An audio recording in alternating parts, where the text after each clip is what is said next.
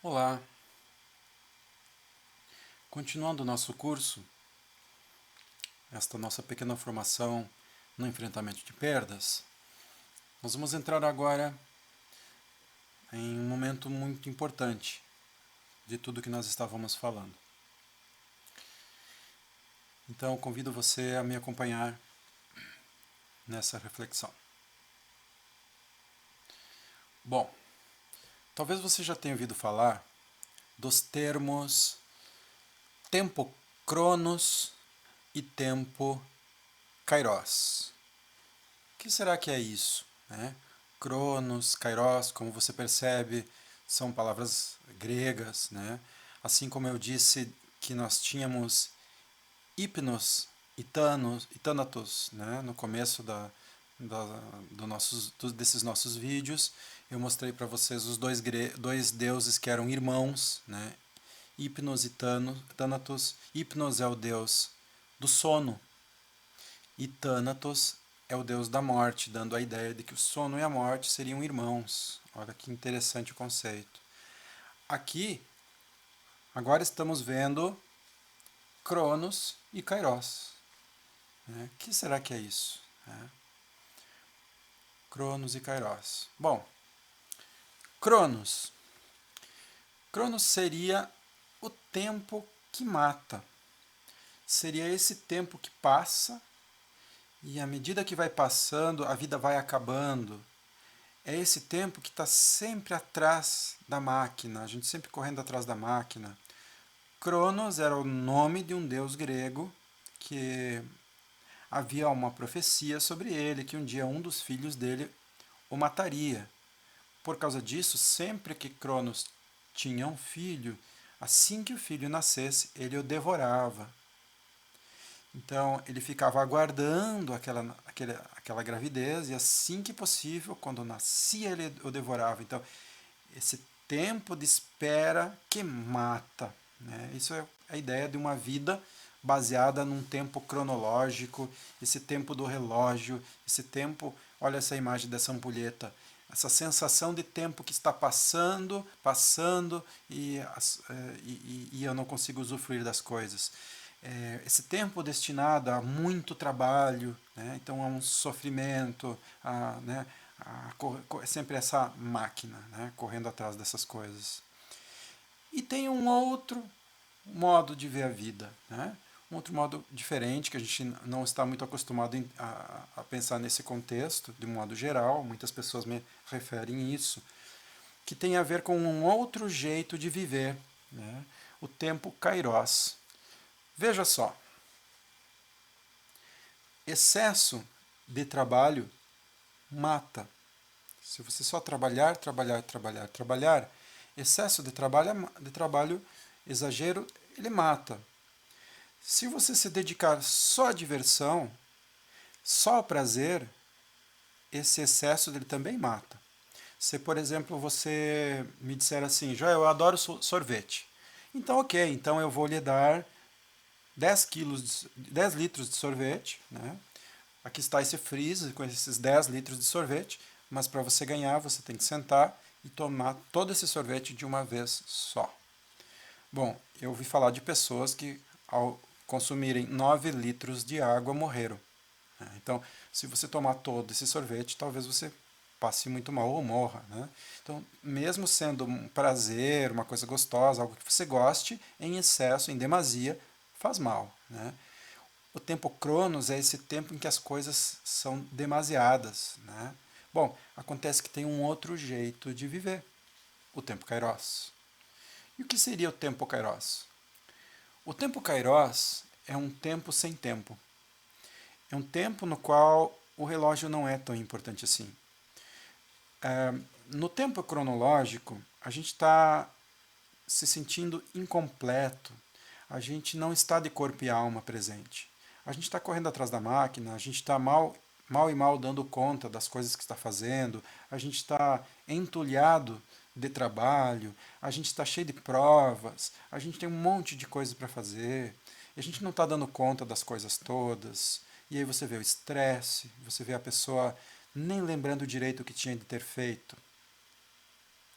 No tempo kairos, é completamente diferente.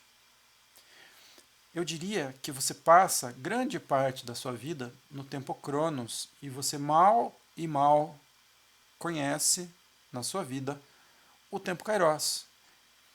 O que seria o tempo Kairos? Bom, vamos ilustrar então com alguns exemplos. Procure pensar, por exemplo, naquela professora ou professor que lhe foi caro, que lhe foi querido, que você desenvolveu um grande afeto, um grande carinho, um grande respeito por essa pessoa.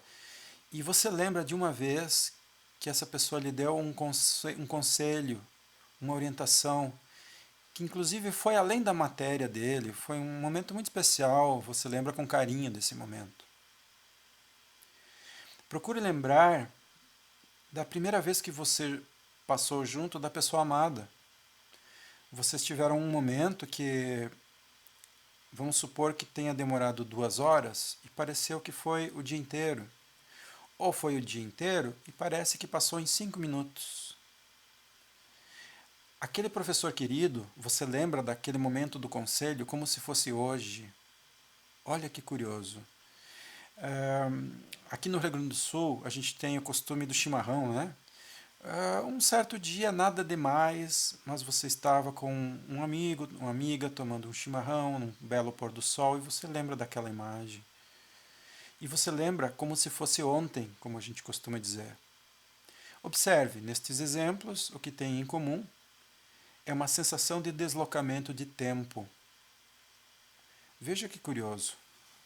O tempo Cronos é uma invenção humana. O inconsciente ele parece não funcionar obedecendo essa sensação de tempo cronológico. Quando nós estamos no tempo Kairos, é como se a nossa alma estivesse ali, como se a gente estivesse de corpo e alma presente. A gente está tão presente naquele momento que ele se torna absolutamente inesquecível. Nesses momentos, esses momentos que se tornaram inesquecíveis, do tempo Kairos, são os melhores momentos da sua vida. São os momentos pelos quais valeu a pena viver. São os momentos que você produz as maiores e melhores lembranças de toda a sua existência. Esse deslocamento do tempo é outro indício de que o nosso inconsciente parece funcionar como se atemporal fosse. Veja que curioso. Então, nesse tempo Kairos, nós temos o tempo da saúde, enquanto no tempo cronológico nós temos, de um modo geral, o tempo do adoecimento, o tempo da doença, o tempo daquilo que nos mata.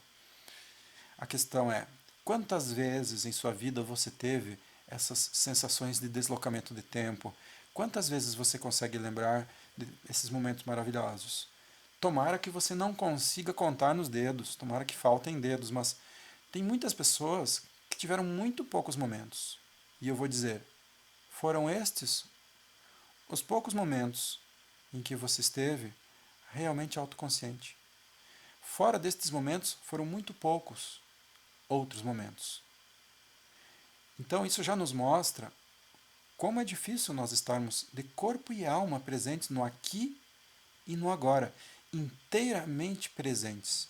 Veja, você inteiramente na sua presença. Isto é raro. Você vai saber o que acontece porque você vai mergulhar no tempo Kairos, você vai ter essa sensação de deslocamento do tempo. O tempo não passa da mesma forma que o tempo cronológico. Muito bem. Você pode entender que isso depois vai ser importante para nós. Né? Vamos lá. Abrindo outra gavetinha. Né? Então, nossa vida biológica nem sempre combina com a nossa vida emocional. Ou seja, nós temos como se fosse 2 vidas, vamos dizer assim. Você tem 2 vidas, estranho, né? Mas é só metáfora. Nós temos uma vida biológica e uma vida emocional. Por exemplo, eu já conheci um cadeirante, que ele é bastante conhecido aqui na região. Ele é campeão paralímpico, ele faz canoagem, ele faz rafting, ele já saltou de paraquedas, ele faz uma série de esportes radicais, cadeirante.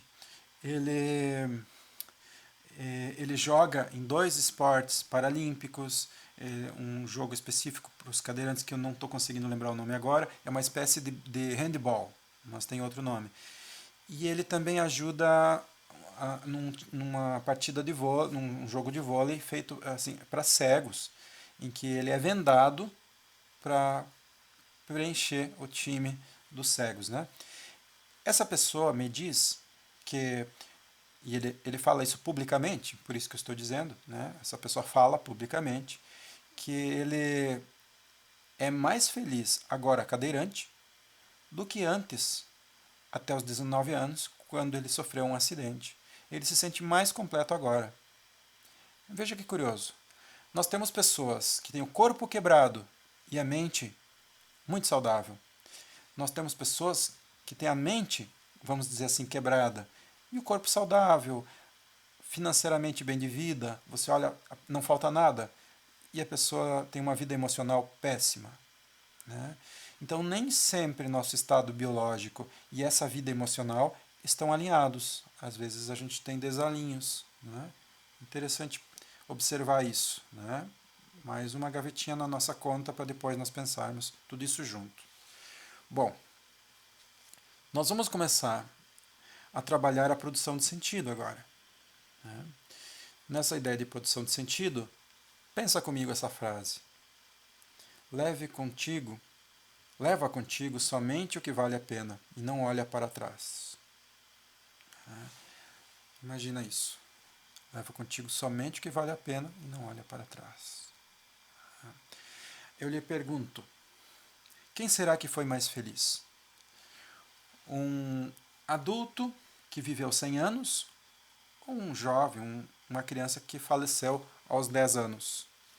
Tem como eu determinar, observando o tempo cronológico da vida, quem pode ser mais feliz?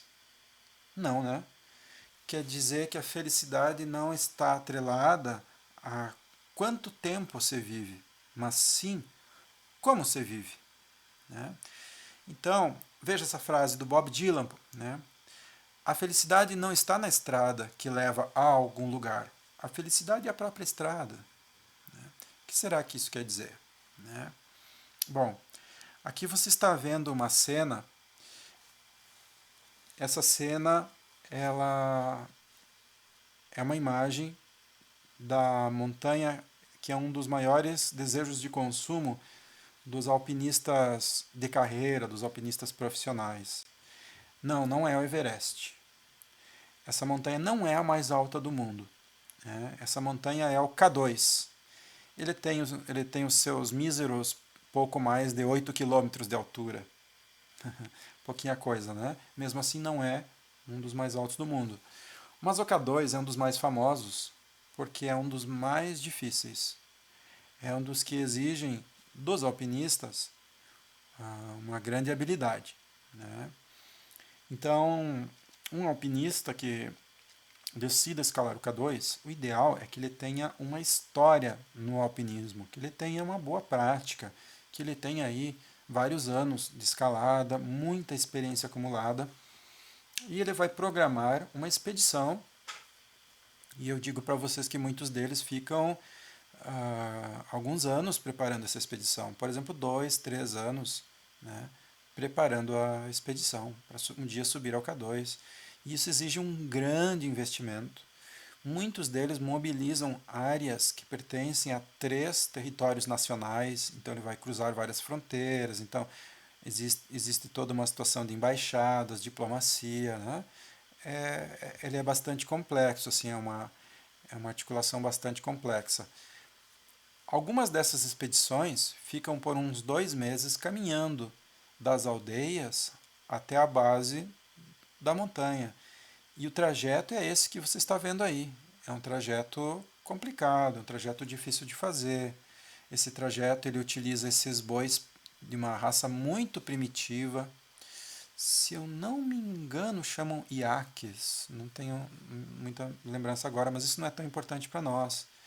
E ali atrás você está vendo também um carregador, né? Eles carregam uns 50 quilos cada um deles, né, por esse trajeto, né, e é muito comum haver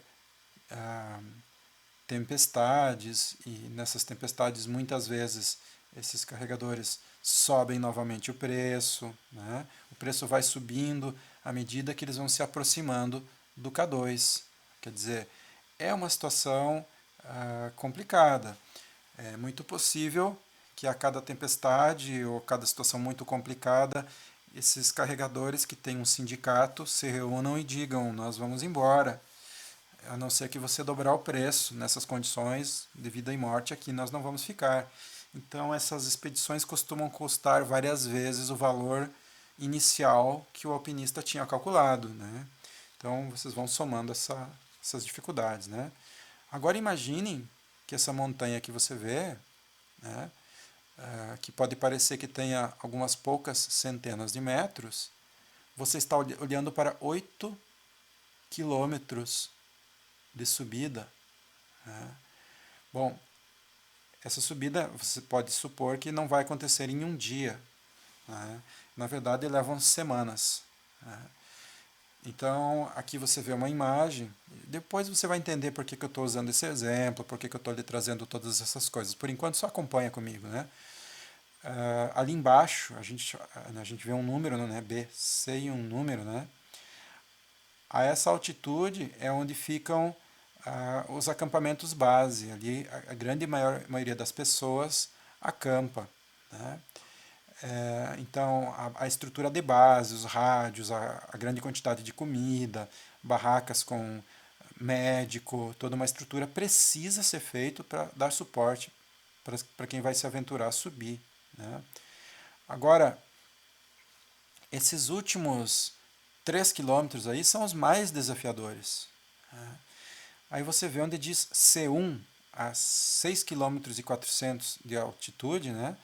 Ali a pessoa vai subir e passar um dia ou dois acampado ali, para ele se aclimatar, né? E o médico geralmente sobe junto até ali. Alguns médicos esperam no acampamento base, mas alguns sobem até ali. Bom, ali, essa pessoa em um belo dia vai subir até o C2, né? Então, em um dia ele vai avançar menos de... vai avançar em torno de 1 km, né? E aí ele vai ficar um tempinho ali, e aí ele volta para o acampamento de 6.400. Aquilo foi só para ele se aclimatar. Um outro dia, ele passa um tempo ali tem mais oxigênio, ele se recupera, ele volta numa empreitada, ele vai até o C2 e logo após vai até o C3. Volta ao C2. Se tudo der certo, ele se prepara para subir ao C3 e num belo dia subir ao topo. Mas se tudo der errado, ele volta ao C1. Se ele não conseguir se recuperar, volta até a base. E assim ele fica nessa dança, aguardando o dia correto, com a temperatura correta, com o clima perfeito, que pode mudar em 15 minutos. Você pode ter um dia ensolarado e 20 minutos depois estar tudo nublado e uma tempestade enorme no lugar. O tempo vira muito, muito, muito, muito rápido, porque os ventos são muito fortes aí, né? Se tudo der certo, ele vai ter a chance de subir ao topo, né? E a montanha sempre vai cobrar um preço. Do K2, você não vem de lá exatamente como você foi. Geralmente, algum dedo apodrece, né? Ele congela, né? A ponta de orelha, a ponta de nariz, alguma coisa ele cobra, né? Geralmente os alpinistas têm alguma sequela. Se tudo der certo, esse alpinista vai ter a oportunidade de subir ao topo. E, gente, na melhor das possibilidades, ele vai poder ficar em torno de 20 minutos lá em cima. 20 minutos. Essa é a efemeridade do topo, de estar no topo. Depois disso, ele vai ter que iniciar toda uma árdua descida, e eu lhes digo que a descida é muito mais mortal que a subida. Tem muito alpinista que chega até lá em cima bem e morre na descida. Porque já houve todo o preço, né, do desgaste da subida e agora tem que ainda descer. Bom, se tudo der certo, então, essa pessoa vai conseguir descer. Mas se algo der errado, esse pessoal, né, que talvez ele já tivesse inclusive xingado, né, ele tivesse inclusive destratado porque quiseram aumentar o preço, esse pessoal muitas vezes foi quem salvou a vida dos alpinistas.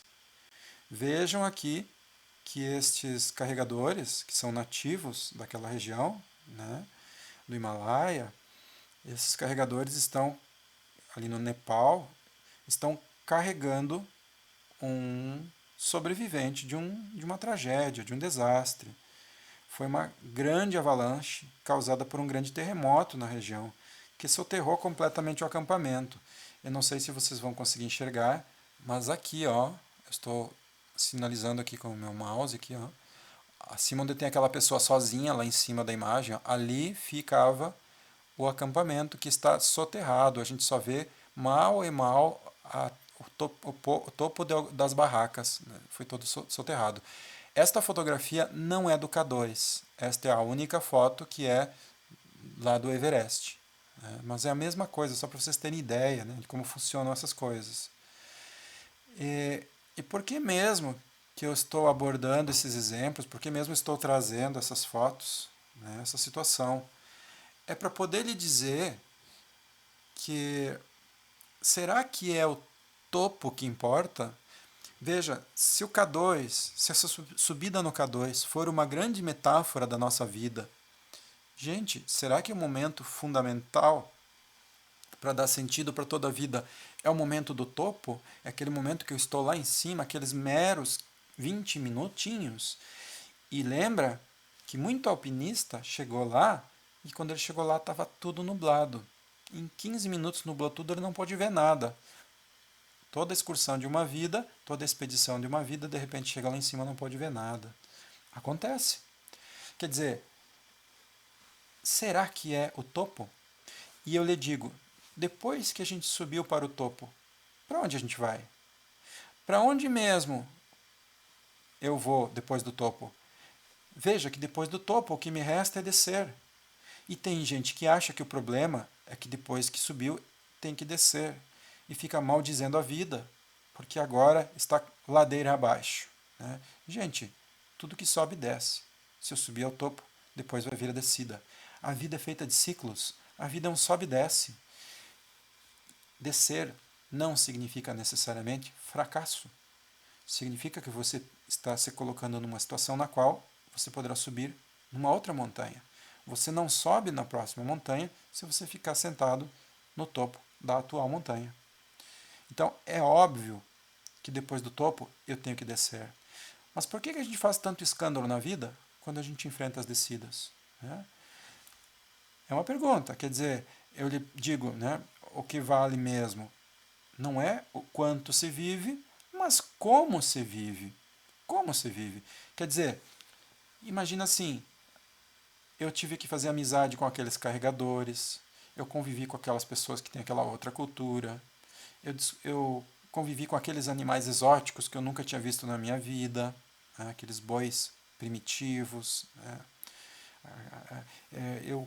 eu passei por dificuldades muito grandes com pessoas que se tornaram irmãos meus, porque na dificuldade a gente se une mais. Né? Quem passou por situações de dificuldade percebe essa irmandade, né? O pessoal do exército que se meteu numa guerra, coisa assim, quem viveu isso junto sai de lá muito irmanado, né? O pessoal que passou por uma grande tragédia, né, sai de lá muito, né? Então, convivi com essas pessoas, passei pelas dificuldades e estou aqui. Eu estou aqui. Quer dizer, será que felicidade é o topo ou é a maneira com que você viveu toda aquela caminhada? Né?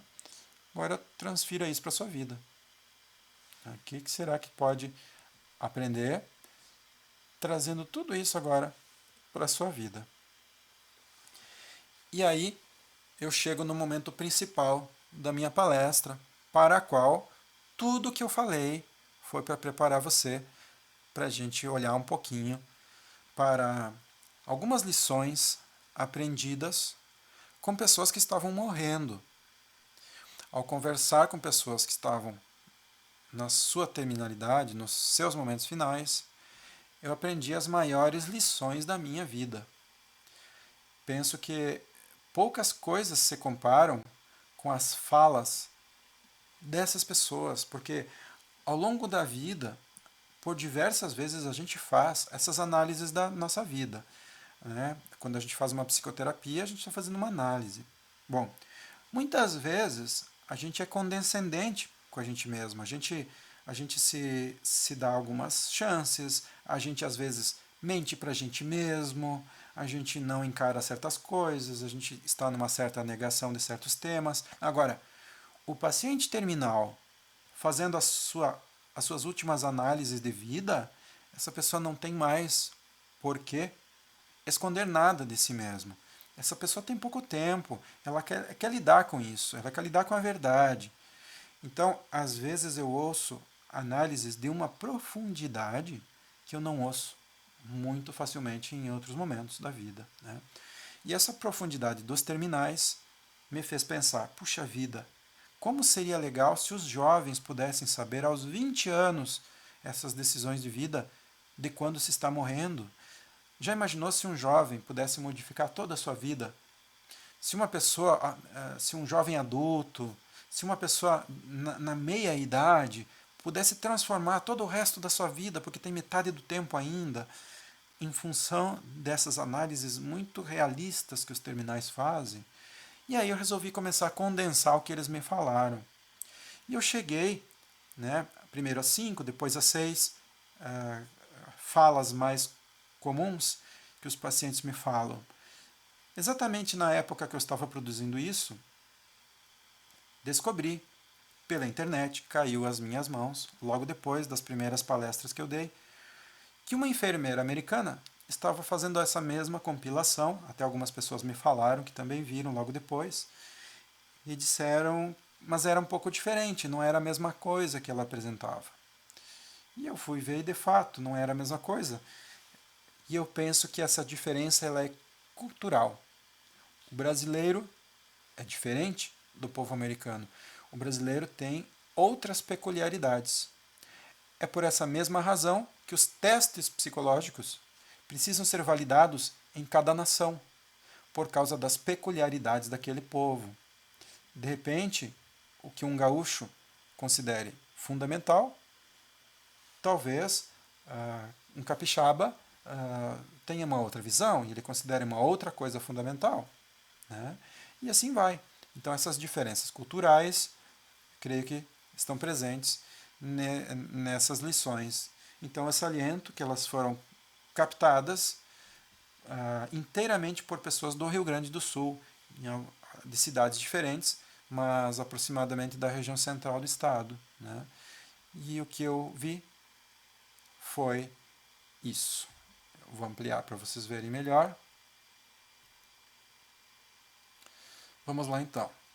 Agora vocês vão entender porque eu trabalhei todas aquelas gavetinhas, porque elas têm a ver diretamente com essa análise dos terminais. Cada uma daquelas gavetinhas está presente nestas 6 frases.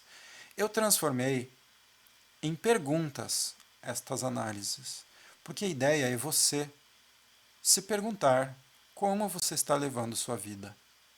Então eu convido você agora a, quase num tom de meditação, você pensar um pouquinho sobre a sua vida. E eu sugiro que em algum momento você possa, numa outra oportunidade, parar este vídeo aqui e refletir cada uma destas observações.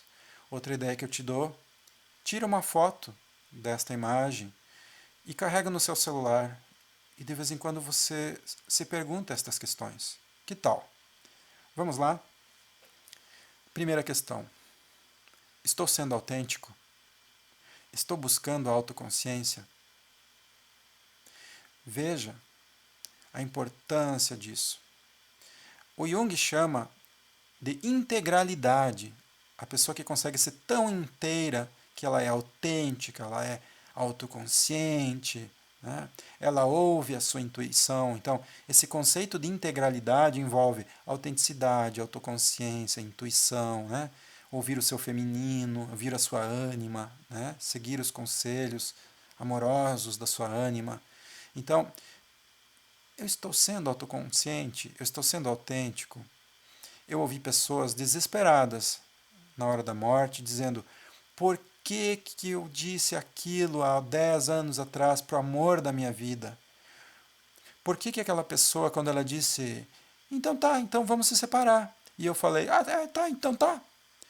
Puxa, por que não disse não? Espera aí, não é isso que eu quero. Eu me expressei mal, desculpa. Olha, vamos voltar atrás. Espera aí, olha, o que eu quis dizer é isso aqui, ó. Não, o meu orgulho não deixou, né? Por uma questão de orgulho, eu disse aquilo. E eu nunca mais vi aquela pessoa, né? Eu vi relatos assim, as pessoas desoladas, porque em outros momentos da vida não foram autênticos, não disseram o que realmente desejavam, não lutaram pelas coisas que realmente estavam no seu coração, não ouviram de fato a sua intuição. Não é? Número 2, muito importante, gente. Veja, pessoa ansiosa, ela vive um excesso de futuro.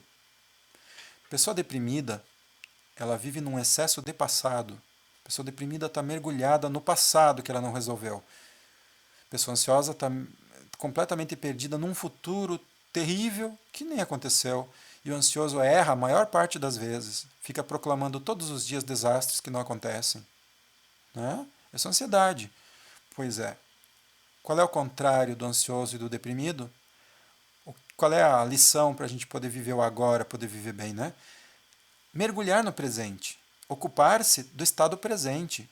Viver no aqui, no agora, que é o único lugar que acontece a sua vida. Futuro não existe nesse momento. Passado também não existe. O que existe é o presente. No presente é que as coisas acontecem e é aqui que você põe todo o poder que você tem de resolver sua vida. Tem pessoas que não vivem o presente, não vivem aqui agora, e estão sempre tristes com a vida, né? Estão pensando com coisas que não fizeram no passado e com medo de coisas que farão no futuro, e assim não vivem no lugar que ela podia fazer as coisas, que é o presente. Então você está vivendo o teu presente? Está vivendo no aqui e no agora? A terceira questão, gente, é a mais importante de tudo que eu falei até agora, sabe? Eu resumiria tudo que eu falei nessa terceira questão. A terceira e a quarta. As duas questões mais importantes de todo esse momento, destes nossos vídeos. Tá? Essa questão fala: estou tentando aprender e praticar o amor, a amorosidade? O que está sendo apresentado aqui? Por que aprender e praticar? Porque amor exige ação. Amor exige que eu tente aprender sobre a amorosidade. Mas não basta eu teorizar. Não basta eu ler um livro sagrado de uma religião e dizer: eu sei tudo sobre o amor, eu aprendi tudo que eu...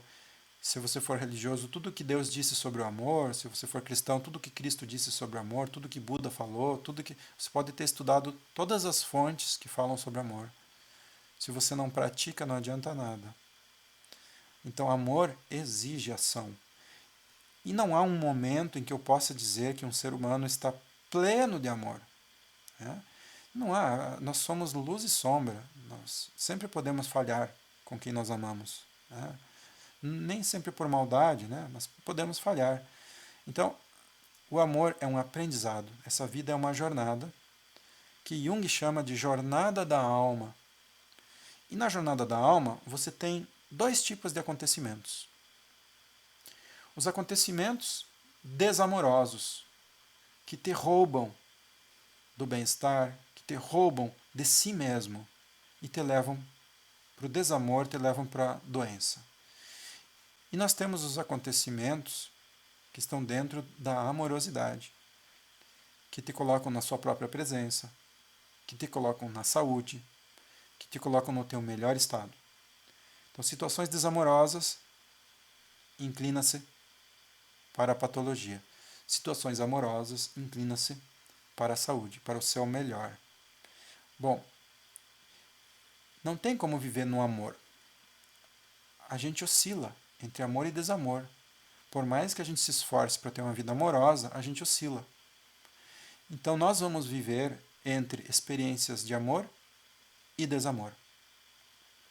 Sempre que eu estiver mergulhado no desamor, eu devo lembrar que o que eu preciso fazer é tentar praticar amorosidade novamente. E eu devo, por mais desamoroso que esteja ao meu redor, concentrar-me novamente na amorosidade. Por isso é um aprendizado, por isso é um esforço, isso é uma prática de vida inteira. Então essa questão fala, estou tentando aprender e praticar o amor.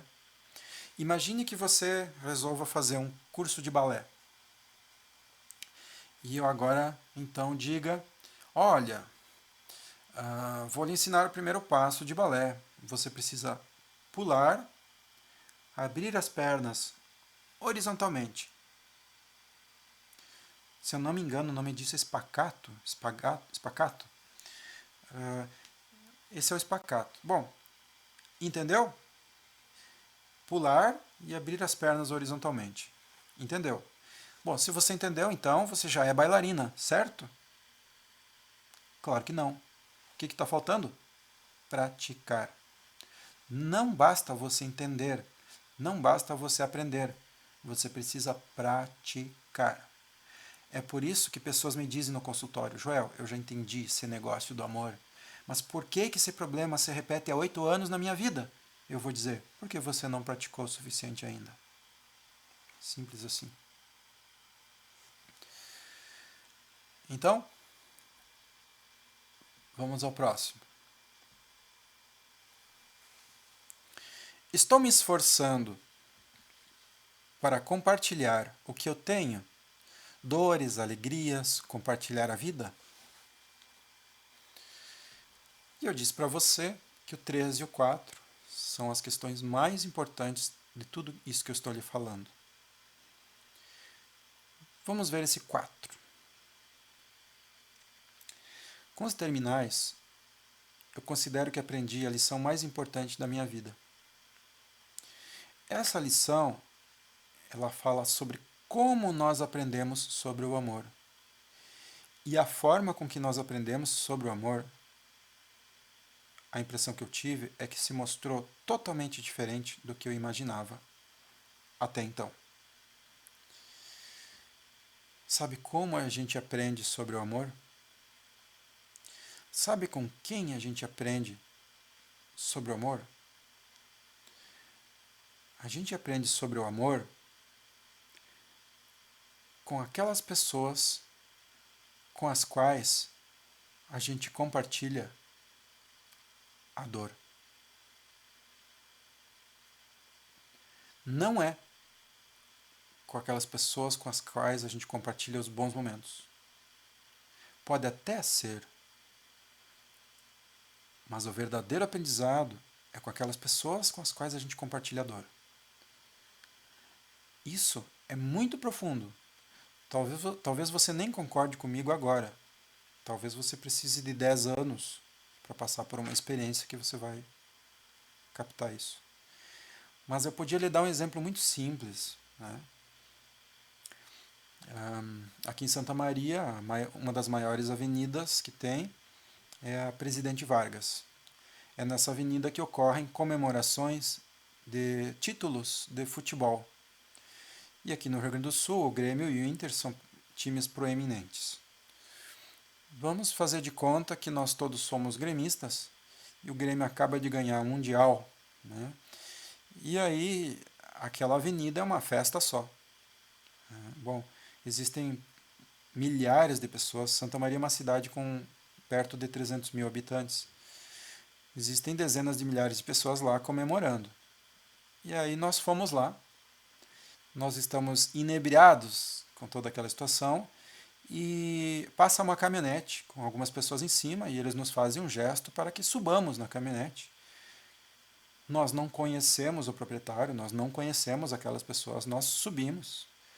E estamos todos pulando, gritando, festejando. Alguém de cima daquela caminhonete nos alcança uma lata de cerveja. Nós, quando nos percebemos, estamos bebendo, pulando, gritando e abraçados com desconhecidos. Veja como é fácil compartilhar a alegria com alguém, inclusive um desconhecido. Agora imagine você subir a mesma avenida, sozinho, muito triste, e aí você vai fazer um experimento social. Você vai olhar nos olhos das pessoas que passam e vai dizer: "Oi, tudo bem?" Até que alguém diga: "Tudo bem, e você?" Garanto que as pessoas vão estranhar um desconhecido falar isso. Mas quando alguém disser: "Oi, tudo bem, e você?" Abrace essa pessoa no pescoço e diga: "Não, sabe o que que é? A minha mãe." E aí você começa a contar uma coisa muito dolorosa para esse desconhecido. Você se vê fazendo isso? Percebeu como é difícil compartilhar a dor com alguém?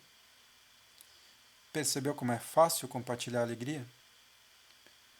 Então eu volto a dizer: estou me esforçando para compartilhar o que eu tenho, dores, alegrias, compartilhar a vida. Porque compartilhar a alegria é fácil, todos fazem. Mas você compartilha a dor e você aceita compartilhar a dor das pessoas que você ama? Você está disponível a compartilhar com a dor, a ser empático? A empatia é um grande aprendizado do amor.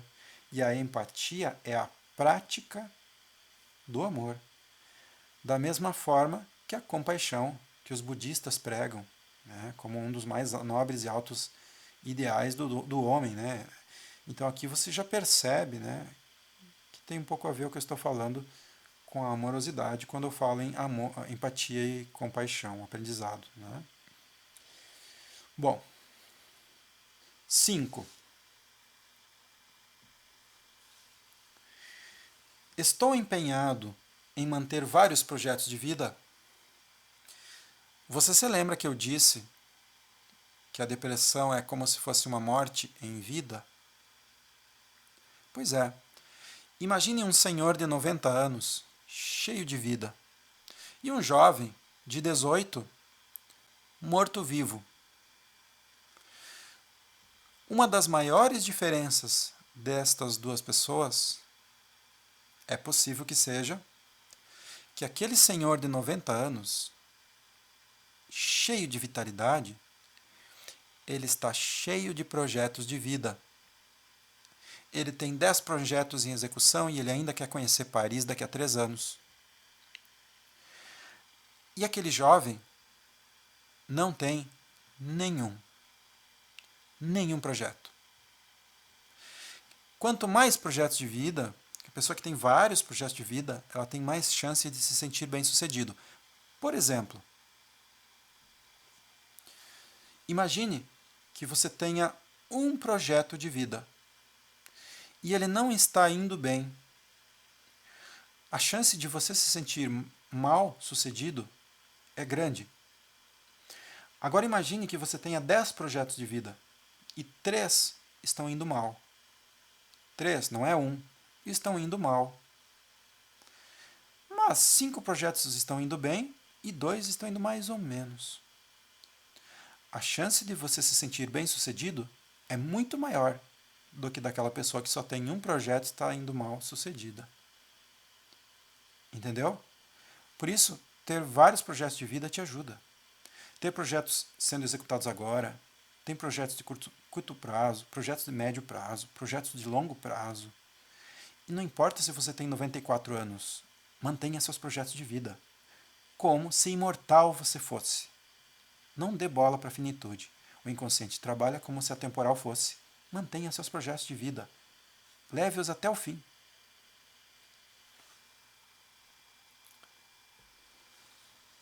E a última?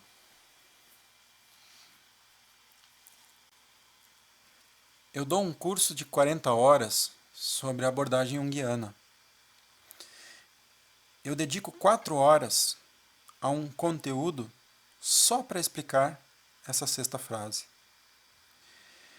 Ela é de uma profundidade imensa. Nessas 4 horas eu falo sobre a ciência antes da ciência e falo da espiritualidade dos povos antigos. Nessa espiritualidade dos povos antigos, que seria uma pré-filosofia, nós temos todos esses conceitos que estão nessa frase, nessa sexta frase, aparentes, sendo trabalhados por algumas culturas antigas que eu apresento.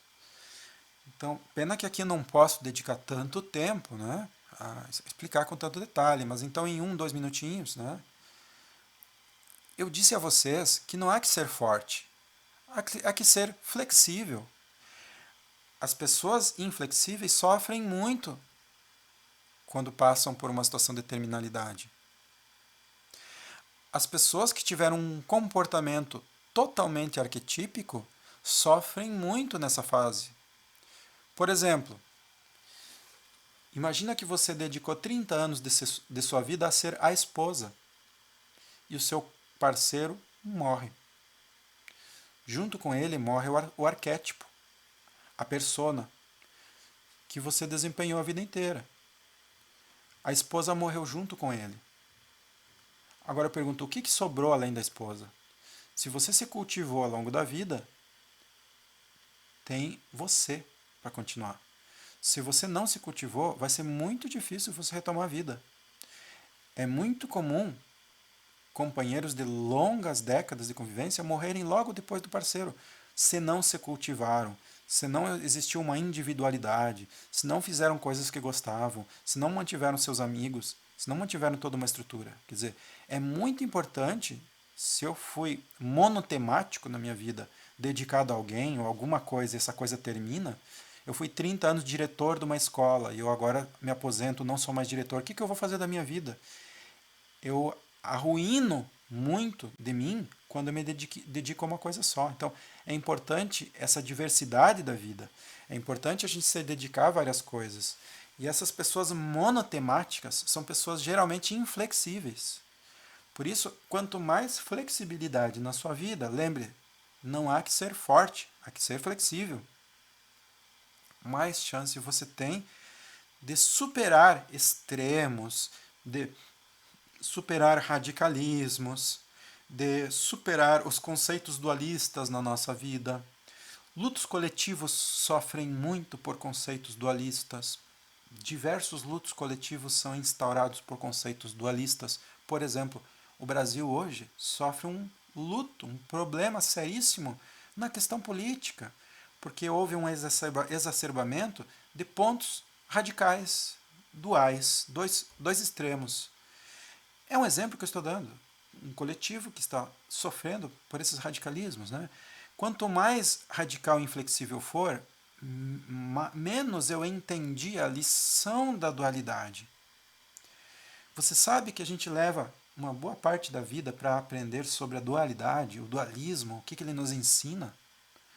O que o dualismo nos ensina, a lição da dualidade, é sobre a complementaridade. As coisas dualistas são partes de uma mesma coisa. Elas nos ensinam algo sobre uma complementaridade. Elas nos ensinam que há um caminho do meio a ser aprendido.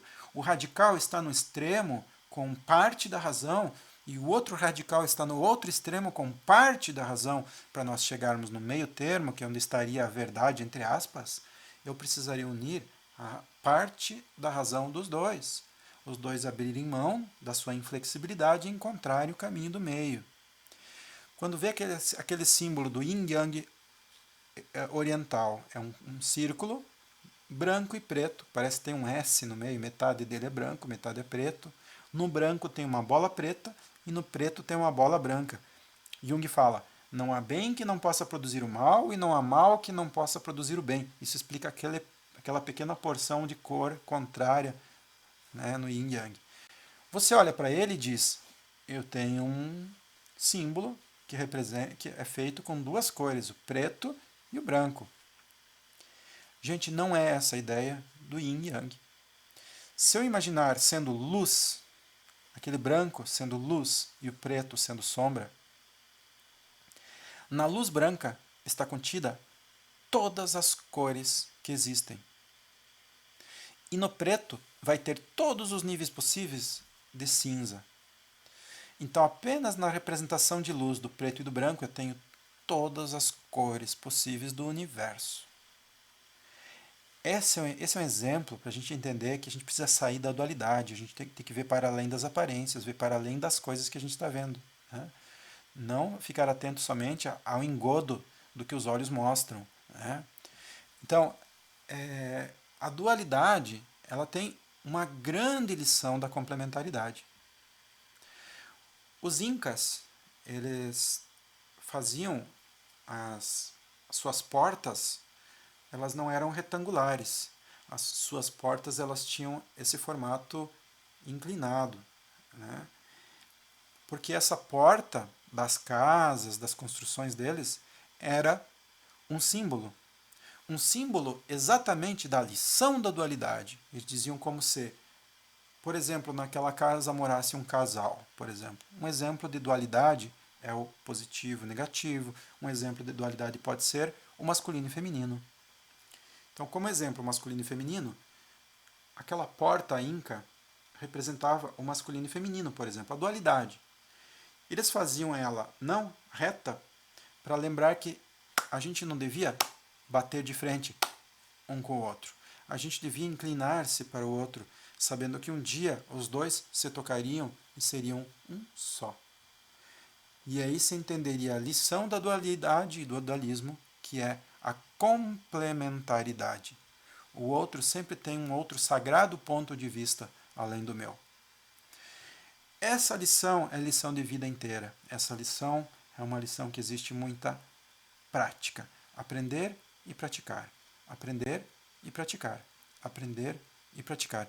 Por isso, as paredes do lado dessa porta, na cultura inca, que na verdade não se chamava Inca, Inca era só o rei deles, né? Inca era o título do rei, né? Significava o filho do deus Sol, só o rei podia ser chamado Inca, o povo não era chamado Inca. Né? Nossa cultura chama eles de Incas. Bom, o muro do lado esquerdo representava a palavra aprender, e o muro do lado direito da porta representava a palavra praticar. Quando eles entravam nas casas, nas residências, nos palácios, eles eram lembrados de que eles deveriam aprender e praticar o dualismo, a lição do dualismo, para chegar na complementaridade, entender o outro. E era a lição da complementaridade que levava ao amor. O povo egípcio dizia que tudo que existe tem polaridade, positiva, negativo, então tudo tem esse dualismo, menos o amor. O amor seria a única energia para os incas antigos, para os egípcios antigos, né?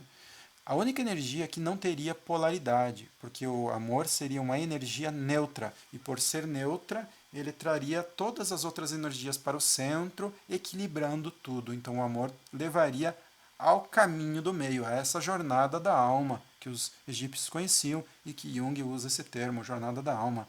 Essa mesma ideia é usada no taoísmo, né? Lá nos povos orientais, e Tao significa exatamente o caminho do meio. E o caminho do meio para o Tao é exatamente o amor.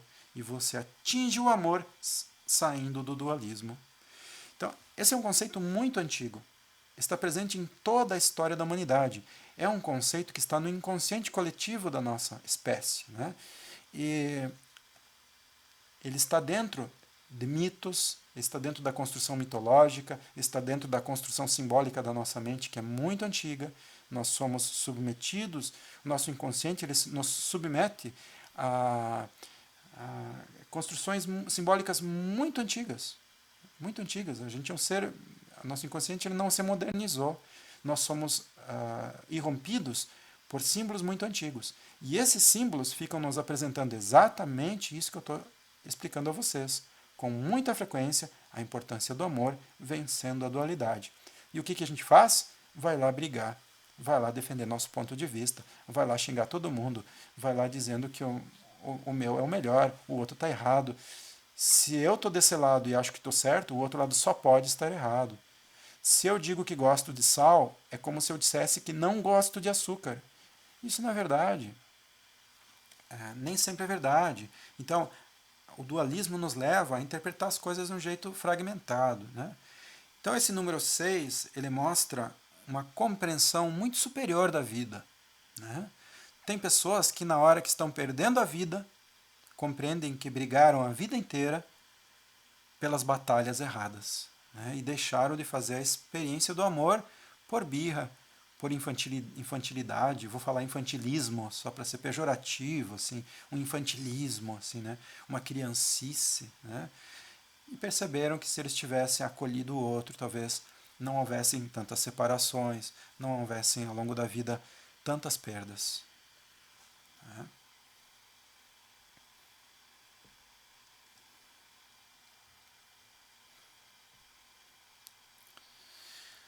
Então, eu espero que com essa pequena análise você perceba como é importante as coisas que eu falei antes de apresentar esse slide. E eu disse a vocês que todo luto se encerra com uma revisão ética. A gente faz uma grande reelaboração ética da vida, a gente precisa parar e pensar e refletir. E a frase mais importante que eu vou lhes dizer é que se nós não somos somente bem, nem somente mal, muitas vezes nós nos vemos cercados pela maldade e nós interpretamos que aquilo que nos causa os lutos é a maldade. E diante dessa sensação, muitas vezes nós desistimos da bondade. E Jung, ele diz que nós devemos não desistir da bondade mesmo cercado da maldade. Se você, mesmo a despeito de ser atingido pelo mal, muitas vezes ao longo da sua vida, desistir de repetir esse mal, porque quando o mal vem sobre mim, eu reproduzo o mal.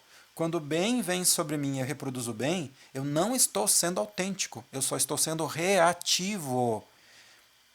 Dar ao mal o mal e dar ao bem o bem, isso não é autoconsciência, isso é infantil, você está sendo reativo. Quando eu desisti de funcionar só devolvendo ao meio o que o meio me deu, eu passo a ter condições de funcionar desse jeito que eu falei. Não desistir da bondade, mesmo cercado da maldade.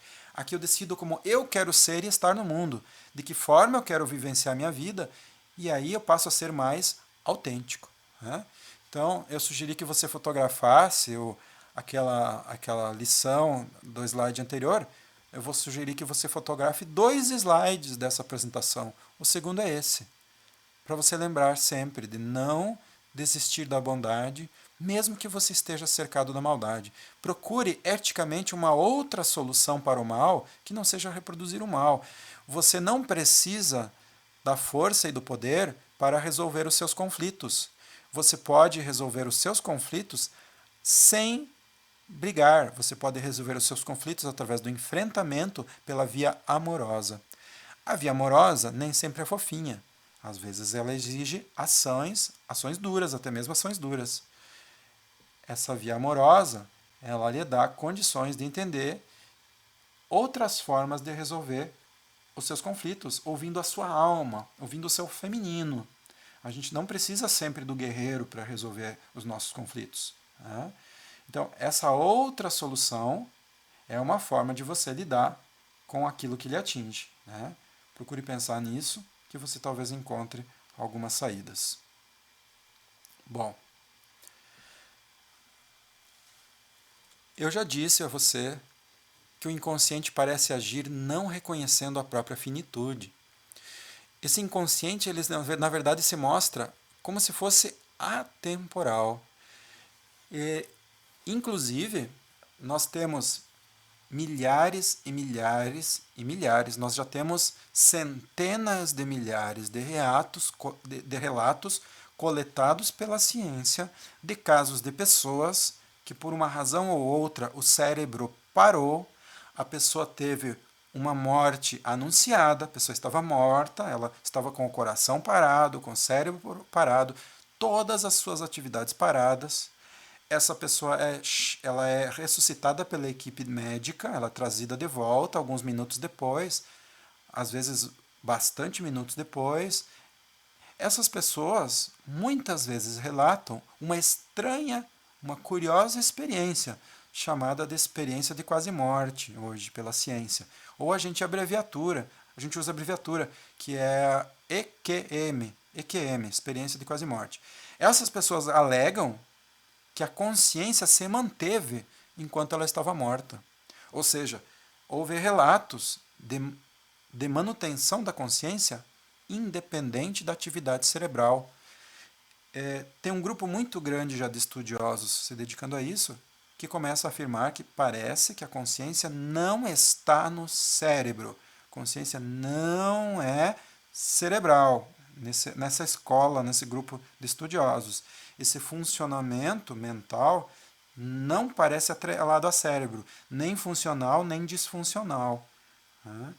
Aí você vai dizer, puxa, isso então deve ser uma alucinação.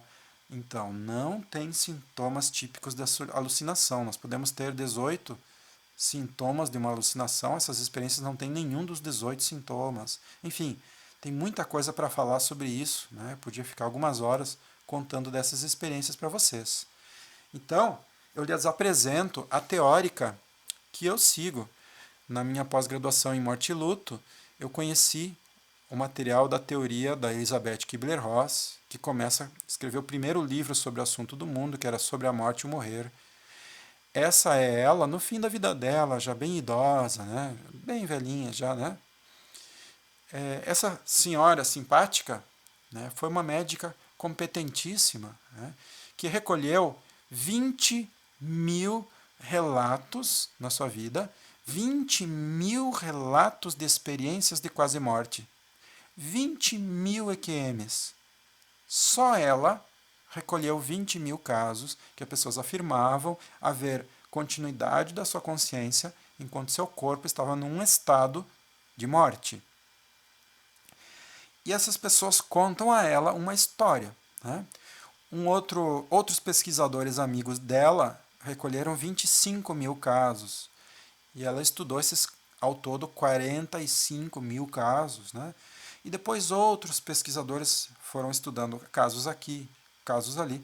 E nós hoje temos dezenas, centenas de milhares de casos relatados. Né?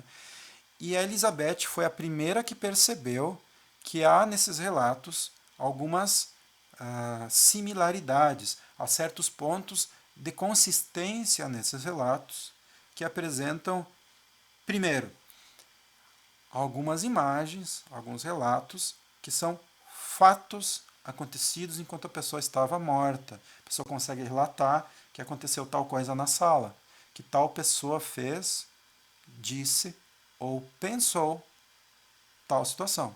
O médico, enquanto atendia, pensou tal coisa. Minha mãe chega, vestida de tal forma, meu irmão chega, vai até a janela, leva a minha mãe até a janela, lá na janela eles falam sobre tal coisa. Puxa, como minha mãe está velha. A pessoa que relata isso, os últimos 10 anos da vida dela, ela era cega. E ela relata a aparência da mãe, como a mãe estava vestida, como a mãe envelheceu, como o irmão está, e relata o que o médico pensava enquanto atendia a pessoa. Fatos que a gente pode comprovar vendo como a mãe estava vestida, que foi que a mãe e o irmão disseram, que foi que o médico pensou. E junto a esses relatos fatuais, eles também contam coisas que a ciência não tem como abarcar, não tem como estudar. Por isso a ciência se sente extremamente desconfortável. A ciência baseada em fenômenos qualitativos e quantitativos. A ciência herdada do iluminismo, a ciência, vamos dizer assim, mais antiga, porque existe um modelo que é o fenomenológico, que é muito recente, estudo fenomenológico. Há pouco tempo é considerado que dá para fazer ciência dessa outra forma, na qual você vai estudar poucos casos, você vai estudar um fenômeno que talvez nunca mais se repita. Então, na outra ciência, você precisa da repetitividade para poder dizer isso pode ser estudado, eu posso averiguar, eu posso repetir o fenômeno. E as experiências de quase morte não têm essas características. Então, muitos pesquisadores fogem disso. A Elizabeth não fugiu. Veja, a Elizabeth nos trouxe o conhecimento das fases do luto. E quando ela apresenta as fases do luto, o mundo inteiro, os pesquisadores do mundo inteiro dizem: uau, que cientista bacana, como ela foi metódica no seu conhecimento, isso que ela apresenta é incrível. E os médicos do mundo inteiro, os psicólogos do mundo inteiro, a enfermagem, todas essas áreas da saúde adotam incondicionalmente esse conhecimento dela, dizem: muito legal. Aí ela apresenta as fases da morte e fica todo mundo melindrado. Uau, o que a gente faz com isso agora? Né? Isso gera vários problemas. Ela está falando de que pacientes tiveram memórias de quando estavam mortos. Elizabeth nos apresenta as memórias da morte.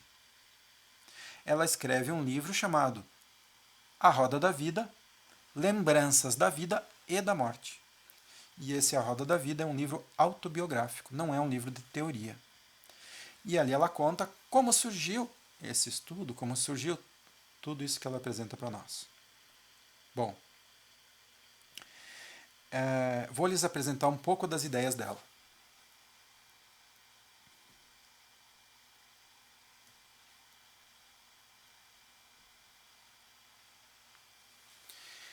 A Elizabeth classifica em 4 fases o nosso momento de morrer.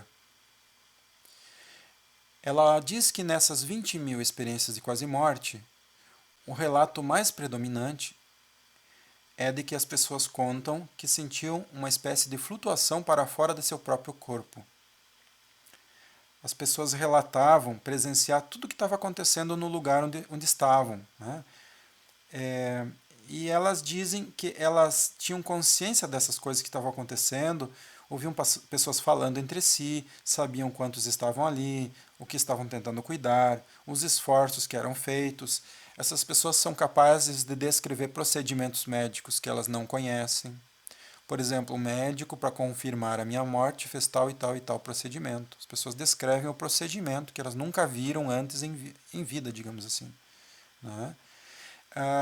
Há uma sensação de integridade presente. Por exemplo, a pessoa é cega, mas nesse momento ela relata como se ela enxergasse. A pessoa não caminha, mas nesse momento ela pode se ver de pé. Né? E aí tem pessoas que dizem assim, não, isso aí é porque a pessoa está cheia de desejos dessa cura, né? Então uma pessoa que não é caminhante, ela vai se ver caminhante. Não, isso também já foi refutado. Por exemplo, havia uma pessoa que caminhava muito bem, nunca tinha problema nas suas pernas, sofreu um acidente muito violento, na qual ela foi, em um segundo, separada das suas pernas e faleceu. E ela se viu inteira, caminhando com pernas, nessa experiência de quase morte. Então ela não tinha qualquer desejo de caminhar, não tinha qualquer coisa, isso foi muito súbito, foi em um segundo. Sofre o acidente, no segundo seguinte ela se vê já nessa situação de quase morte. Então, tem vários relatos dessas centenas de milhares que quebram várias teorias que nós fizemos para tentar dizer que isso não é uma experiência válida que fale desse nosso ciclo de encerramento, desse grande momento, e talvez a abertura de um novo momento. Né? Veja, nós estamos assim nessa fase, não sabemos o que é, não afirmamos que exista a continuidade da vida, nem que termine a vida na morte, estamos apenas olhando para os fenômenos de uma maneira totalmente imparcial, tentando ver o que acontece. E os estudos estão apontando para essas coisas que estou falando. Né? Elizabeth disse que ela identifica que ao término dessa situação que eu lhes disse, algumas pessoas voltam. Voltam porque são ressuscitadas pela equipe médica, geralmente. Outras pessoas inauguram um instante muito importante, que é um instante que elas pensam em alguém que não está presente onde o seu corpo está. Por exemplo, lembra-se do seu irmão e por um instante, na mesma velocidade que a pessoa pensou, ela se vê na presença do seu irmão. Essas pessoas falam numa sensação de reconforto, elas sentem um estado que elas descrevem como vida depois da morte. Descobrem que tem vida ali, a vida continua. Elas relatam essa rapidez de deslocamento com a rapidez de pensamento. Alguns relatam confusão, né? E nessa fase alguns relatam que tentam entender o que está acontecendo. Né? Vejam que nós estamos falando de uma maioria dos relatos, né? Existem algumas exceções, ela está pegando provavelmente em torno de 72% dos casos, né? 70 e pouco por cento, 80% dos casos. Né? Eu estou falando um número assim por causa quem estuda a curva normal, entende que aos lados da curva normal tem aquelas exceções, né? Ela está lidando com a média, né? A média, o número mais médio, né? Bom, algumas pessoas relatam também que nessa fase encontram-se com amigos, parentes, alguém que simbolize alguém importante, alguém que tinha importância para essa pessoa. Detalhe, encontram-se com pessoas que supostamente estariam falecidas. Né? E aí vem uma sensação de reconforto, de reencontro, de carinho, descrevem uma sensação de amorosidade, de tempo recuperado, muitas vezes uma sensação de fase lembrada como uma coisa alegre, de reunião, troca de afeto, tanto que algumas pessoas vão descrever que se chegam até aqui às vezes não querem voltar, muita gente diz que não quer voltar. Eu vou dar uma sugestão de uma história que a pessoa relata que chegou até aqui, até essa fase. Esse é um filme que conta uma história real. Nesse filme vão ser apresentadas as histórias de duas EQMs, duas pessoas que passaram pela EQM. Esse livro também tem o filme, inclusive esse filme existe aqui no YouTube, você pode assistir de graça no YouTube. O nome do filme se chama O Céu é de Verdade. E ele conta a história desse menininho que você está vendo ao fundo da imagem. Esse filme mostra o que aconteceu com esse menininho, né? Que se chama Colton. E aí você está vendo ele com o seu pai, o Todd Burpo. Né? Esse filme vai mostrar a história real desse menino. Né? Esse menino passou por uma EQM quando ele tinha 4 anos. E aí ele descreve, quando ele é trazido de volta no hospital, que ele esteve brincando com algumas pessoas, e uma delas seria o avô dele. A outra seria uma menininha, que eu chamava de irmão. Né? Mas ele perguntou qual seria o nome dela e ela não teria nome. Né? Casualmente, os pais tinham sofrido um aborto espontâneo e a menina não chegou a ser batizada. Né? E ela se apresentou nessa experiência de quase morte como irmãzinha dele. Ele não sabia deste fato, né, que havia tido. Ele também descreve o avô que brincou com ele. E o pai mostra uma foto do avô e o menino não reconhece essa foto do avô. Meses depois, ele vê casualmente uma foto do avô um pouco mais jovem e ele dizia: "Puxa, é com esse que eu brincava".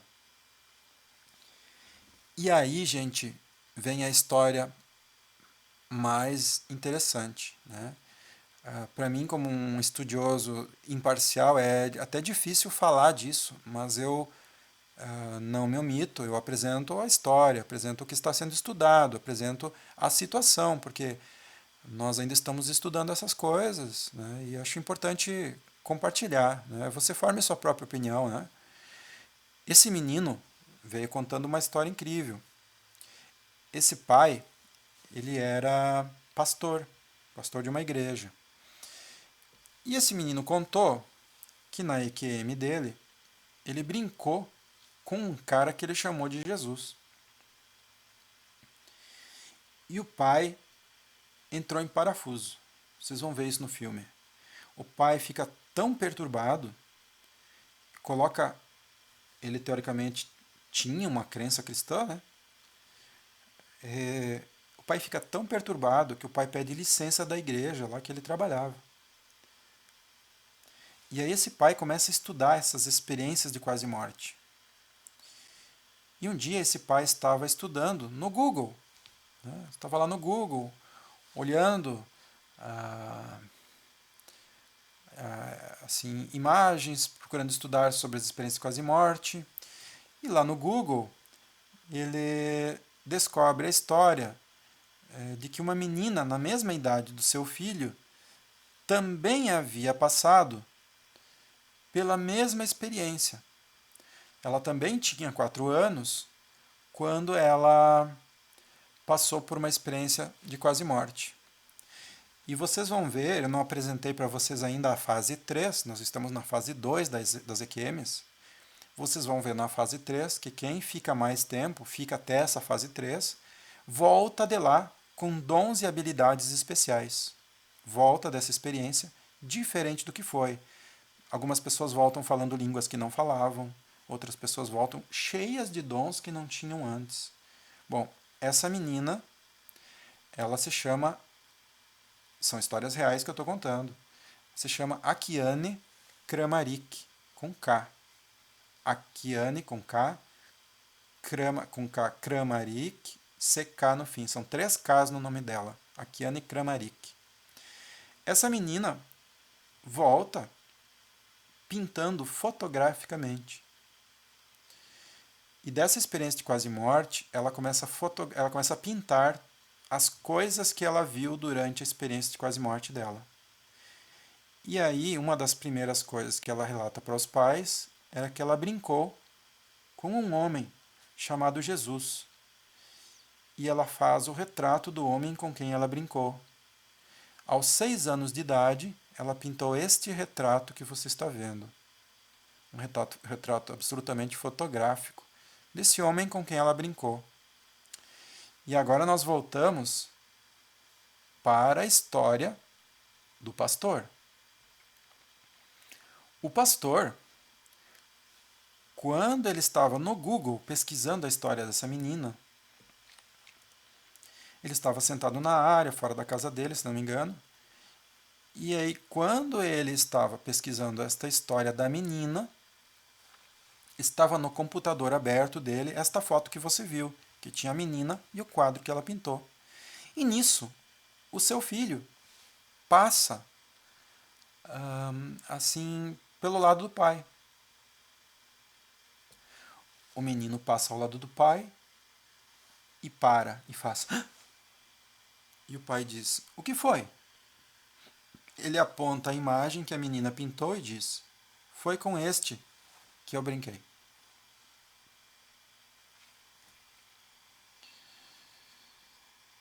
Então, eu sugiro vocês assistirem esse filme que conta uma destas histórias cheias de coisas interessantes para nós pesquisarmos juntos, para nós observarmos junto, né? Então, prosseguindo, vamos ver a fase 3. Na fase 3, nós temos pessoas relatando uma sensação de uma espécie de rito de passagem. E aí você vai ver que esse rito ele tem a ver com a cultura da pessoa. Se a pessoa tem uma vivência religiosa, esse rito de passagem pode envolver a presença de um símbolo religioso da cultura religiosa dela. Se a pessoa não é exatamente assim religiosa, institucional assim, a pessoa pode enxergar um túnel de luz, ela pode passar por uma ponte, ela pode passar por um desfiladeiro, um bonito riacho. Você vai me dizer, mas então isso tudo não é exatamente uma realidade, é uma produção mental. Meu caro, o que não seria nesta nova vivência, nessa nossa vivência, desde o nascimento, desde sempre, uma vivência mental? O que é que você passa que não se dá dentro da sua mente, dentro da sua cabeça? Aquilo que você chama de realidade são interpretações que você faz e você produz isso que você chama de realidade dentro da sua mente. Da mesma forma, essa situação continua, né? Então, as pessoas relatam, né, enxergarem, né, um túnel, um portão intermediário, variedade de imagens mentais, né, uma ponte, um desfiladeiro, né, o que é confortador para cada um. Estas imagens, né, com esta energia psíquica, né, elas geralmente chegam numa situação que envolve uma luz brilhante. E essa luz brilhante a pessoa sente com a presença de alguma coisa que elas chamam de amor e conhecimento.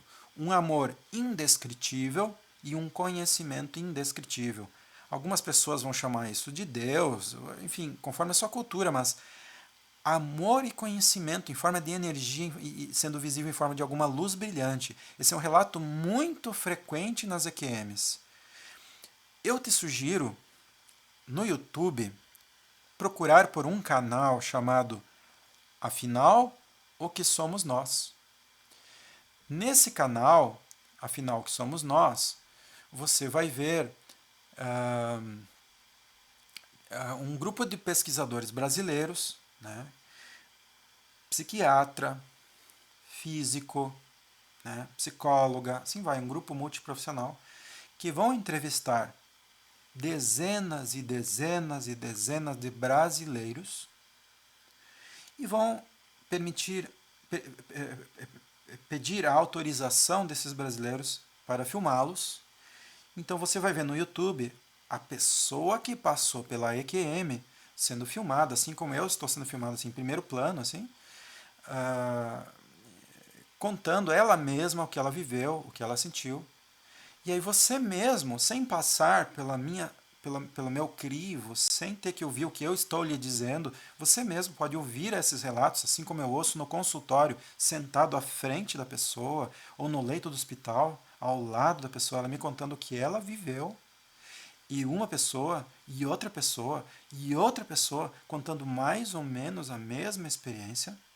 Você pode fazer suas próprias conclusões. Canal, afinal, o que somos nós? E você pode ouvir dezenas de relatos dessas EQMs. Né? E aí, ouvindo a própria pessoa falar, você vai ver que é bem diferente. Né?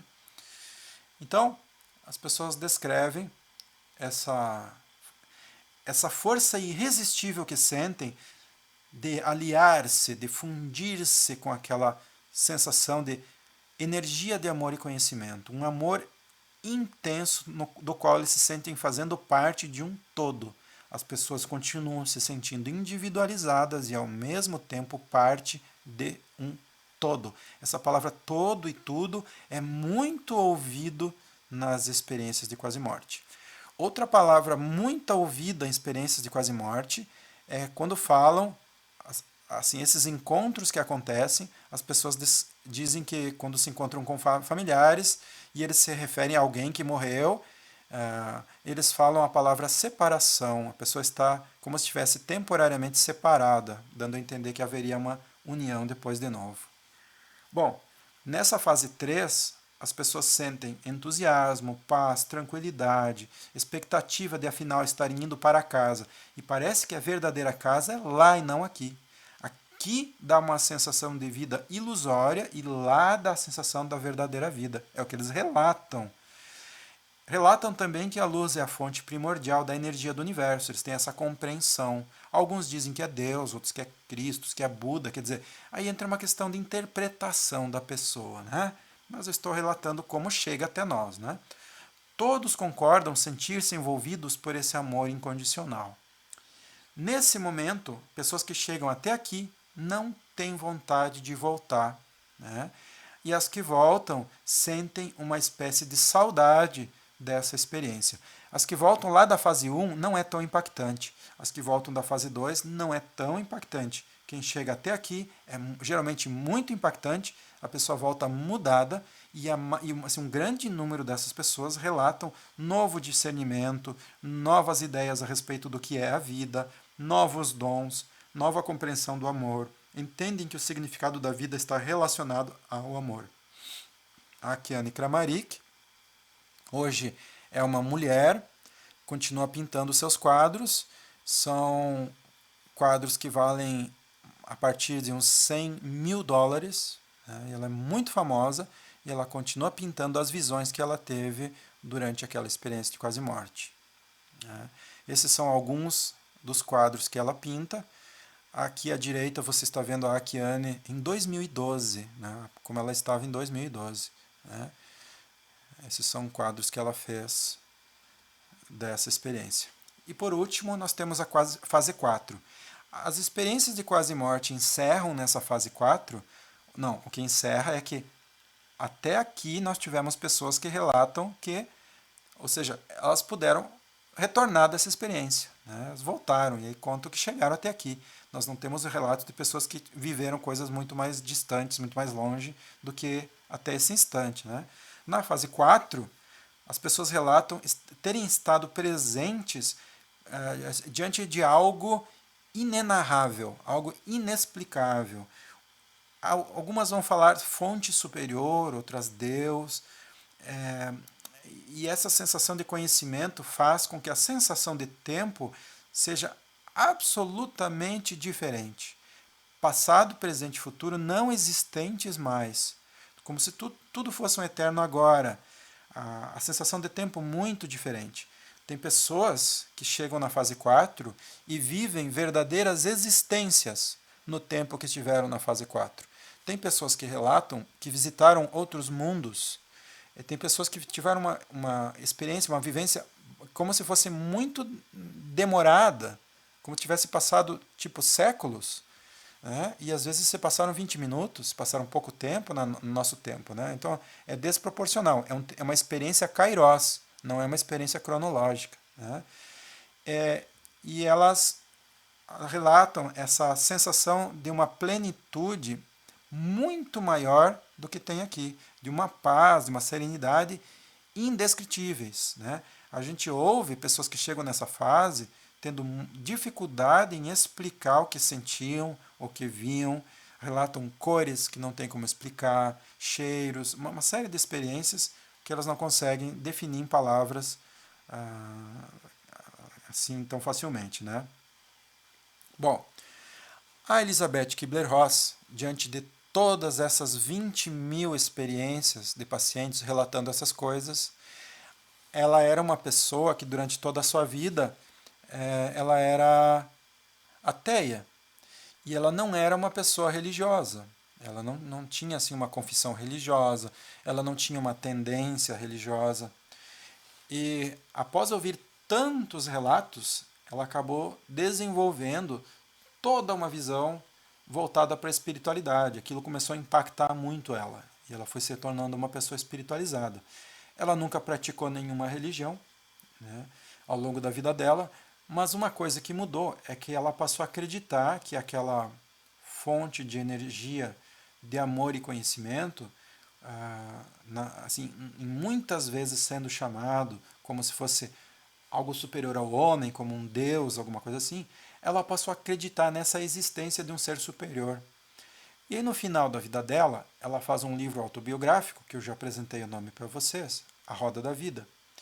E nesse livro, ao final do livro, ela faz uma revisãozinha da vida e ela diz algumas coisas que sintetizam o trabalho dela, algumas coisas que ela julga importantes. E aí, dessas coisas que ela julga importantes, ela faz estas reflexões. Ela diz: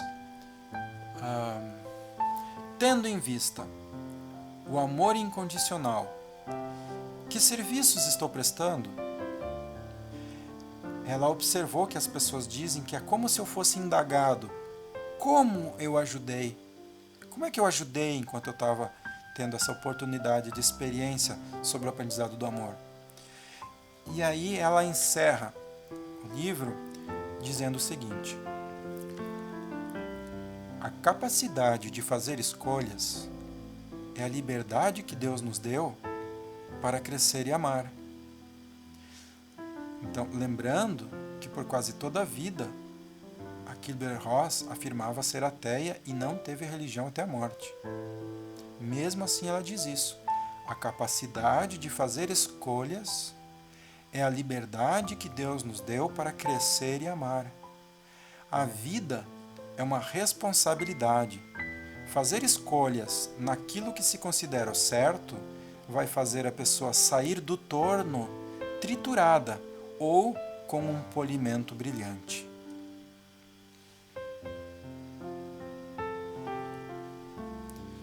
E ela dá a sua mensagem final, a mensagem final da vida da maior pesquisadora de morte e luto que o mundo teve. Ela diz: vamos todos aprender a amar e perdoar a nós mesmos, a ter compaixão e compreensão. E então seremos capazes de dar aos outros esses bens. Curando as pessoas, podemos curar a Mãe Terra. Nossa única finalidade na vida é crescer. Nada acontece por acaso.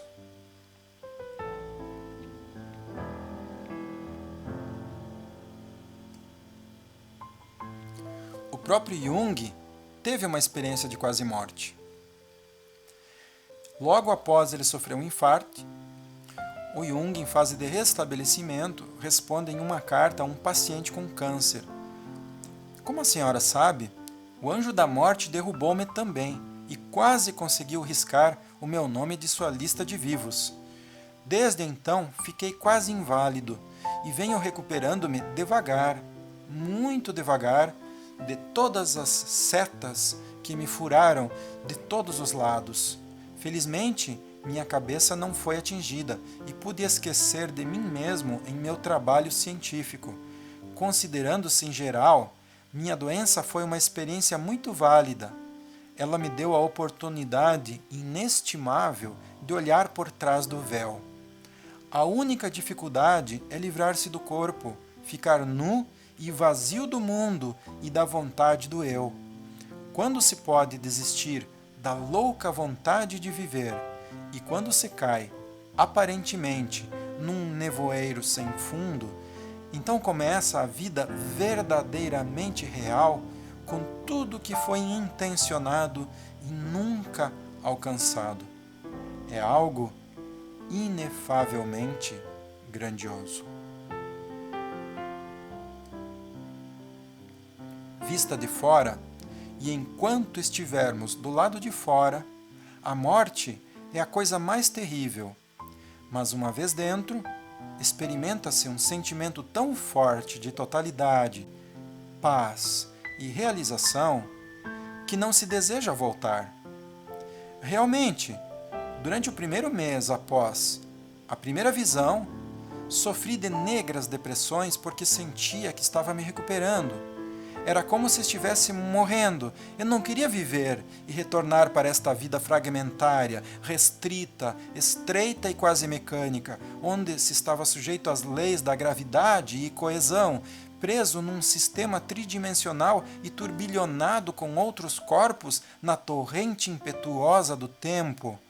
Lá havia plenitude, significando satisfação, movimento eterno, não um movimento no tempo.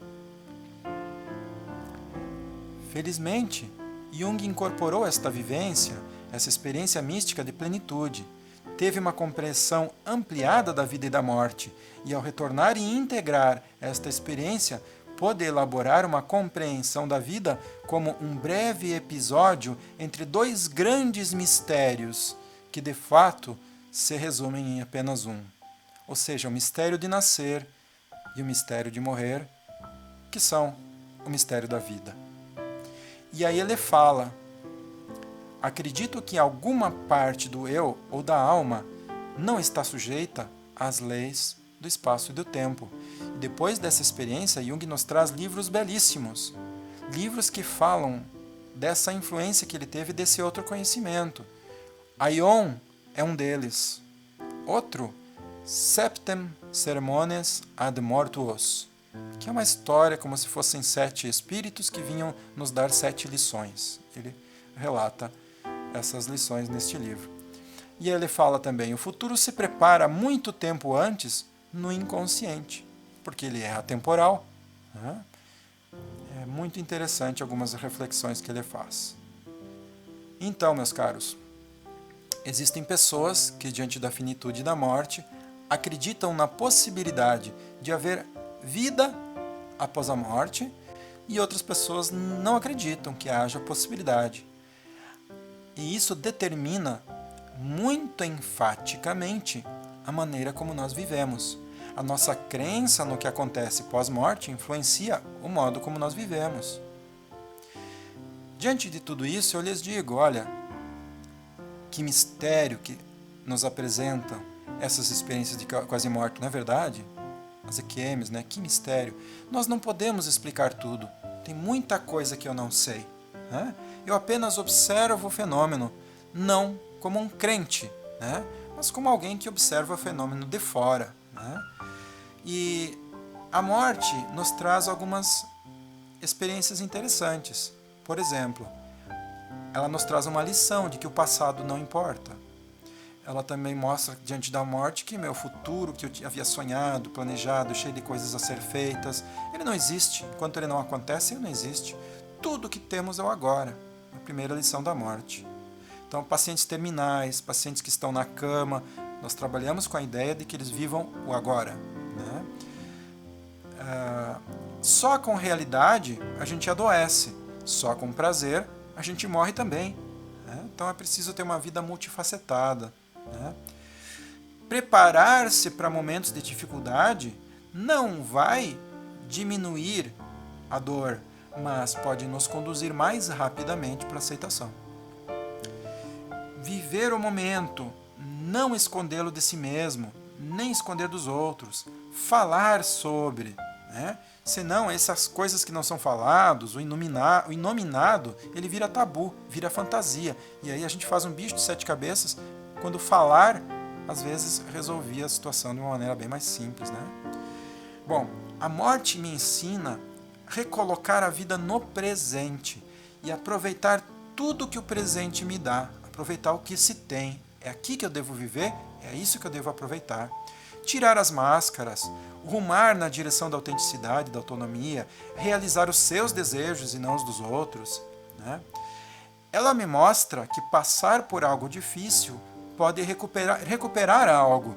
Eu posso recuperar minha história, eu posso dizer eu não preciso mais disso, eu posso voltar a andar de bicicleta, eu posso desencapsular, quer dizer, eu estava muito quadradinho, muito inflexível, de repente eu tomo contato com a minha sombra, e tomando contato com a sombra, eu recupero a espontaneidade, a criatividade, os insights e as emoções fortes. Recuperar a criatividade pode mudar minha vida. Eu também posso descobrir o tempo Cronos e o tempo Kairos e decidir que eu quero viver mais no tempo Kairos. Eu também posso conseguir, a partir de agora, fazer novos investimentos libidinais, porque aqueles velhos investimentos tinham acabado com a minha libido e eu agora resolvo investir a energia da minha vida naquilo que faz o meu olho brilhar e naquelas coisas que me devolvem o brilho do olho e a paz de espírito. Porque se eu não tiver energia, eu não tenho o que dar, eu não tenho o que viver, né? Então, nesse sentido, eu vou agora ler para vocês uma carta deixada por Einstein, na qual ele vai falar sobre o amor. E com essa carta eu vou me despedindo, eu vou encerrando esse meu trabalho contigo, aqui nesses vídeos que nós fizemos, né, sobre enfrentamento de perdas.